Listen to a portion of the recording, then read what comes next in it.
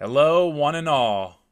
My name is Nate Capnicki, aka Nate Cap, and this is an expression that I created called Flooreyed.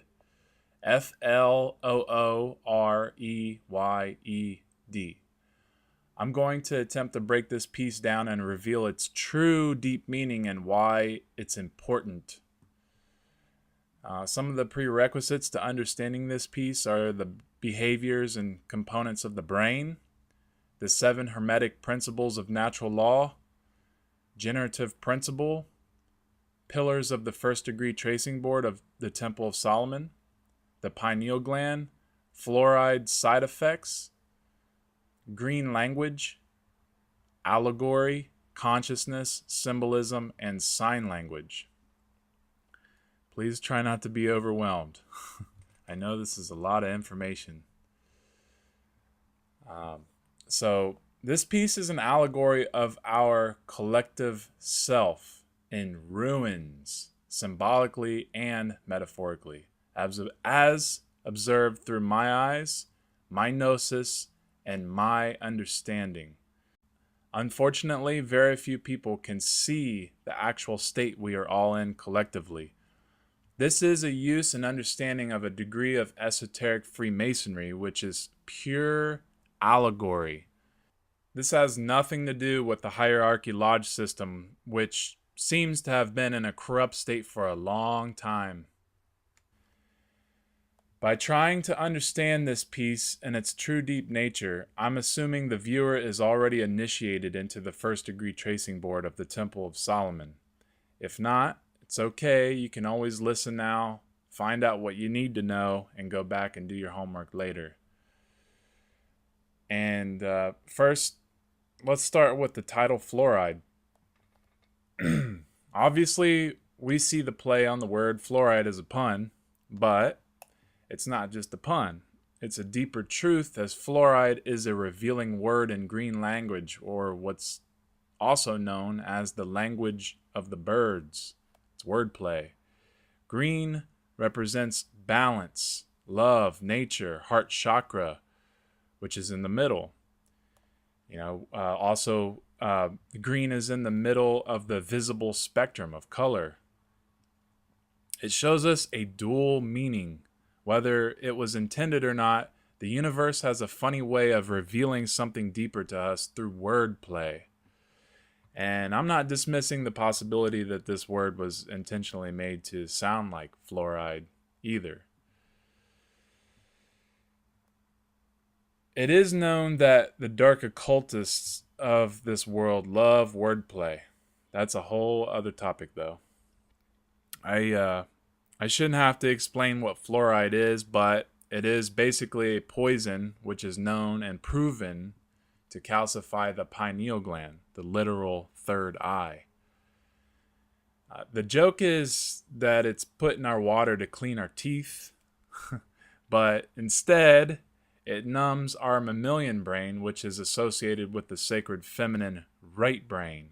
One reason the eye is looking in the direction of the right pillar. Fluoride causes docile behavior and lowers IQ and empathy, which is a right brain component, basically making it easier for others to control one's mind that has consumed it.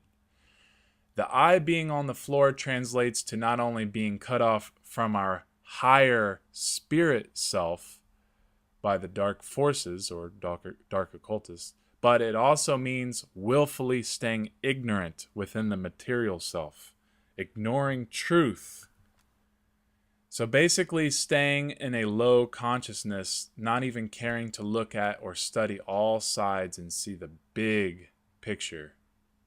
You could almost say this collective eye represents a solipsist, one who thinks everything is about them and they are separate from everyone and everything else.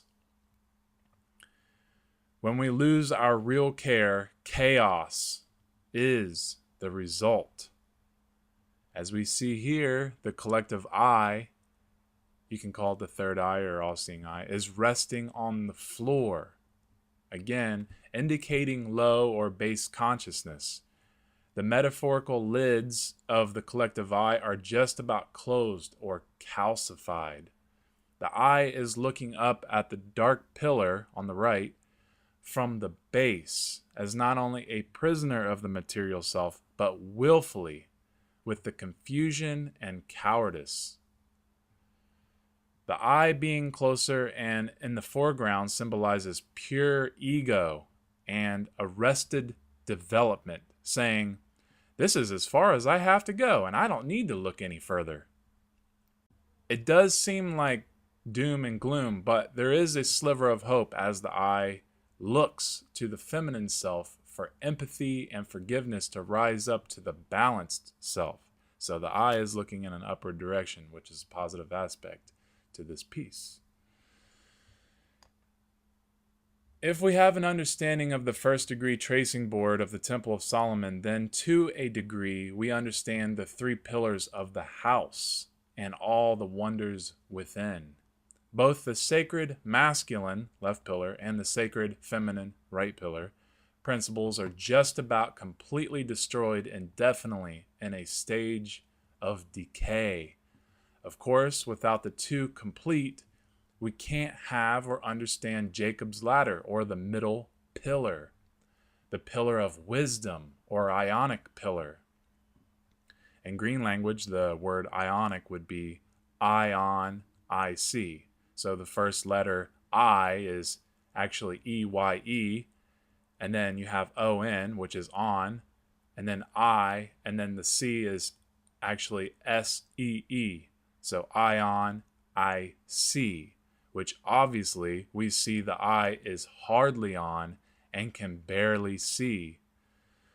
The rubble covering the letters at the bottom of the pillars shows us that we are close to not knowing the difference between the two pillars, which leaves us in an ultimate state of confusion and imbalance, and definitely has manifested into some pretty dark things in this physical realm. Behind the left pillar, we see Jacob's ladder broken and no longer strong enough to hold up. No masculine strength, no ladder to the higher self. That ladder is really, really important. Remember, Jacob is not a real person. He represents many things, including the balanced aspect of self. The key that we see on the bottom right, the key represents the true care and or knowledge that needs to be brought to the higher spiritual self and or higher self information to be understood.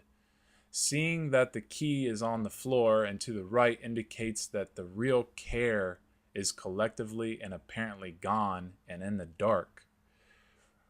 Remember that the right pillar is also the dark pillar. And darkness also represents ignorance. So the key is close to being completely lost forever. Sadly, an overwhelmingly amount of people don't want to see truth or take true responsibility. And not only doing the research, but then bringing that knowledge to the information to unlock true wisdom and unity within.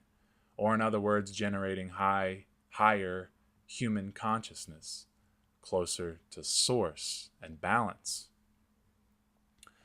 Although the obvious is we are all being played and used on the checkerboard floor, this is a lower aspect of self-based consciousness. This is where the work has to be done in order to go up the ladder into the higher self symbolically. If we haven't even begun our journey, or worse, just willfully ignored or are ignoring truth, then we may never get another chance at building true balance within. That's what the ladder is all about. Balance. The lost word within Freemasonry is the equilibrium.